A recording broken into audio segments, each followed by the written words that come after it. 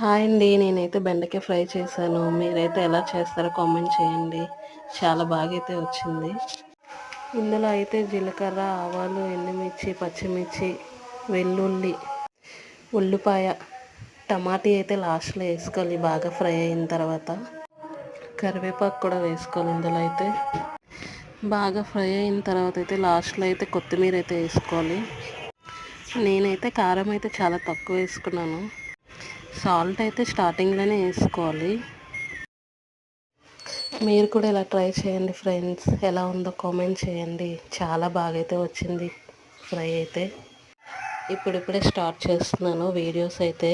మీరు సపోర్ట్ చేయండి ఫ్రెండ్స్. ఇంకా ఎన్నెన్నో వీడియోస్ పెడదాం అనుకుంటున్నాను.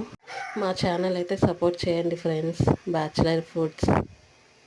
ఈ ఫ్రైలోకి ఎక్కువ కారం వేసుకున్నా అంత టేస్ట్ అయితే రాదు. కారం అయితే చాలా తక్కువ వేసుకోవాలి. ఇందులోని చాలా బాగా వస్తుంది. మా ఛానల్ని అయితే సపోర్ట్ చేయండి ఫ్రెండ్స్. బాయ్.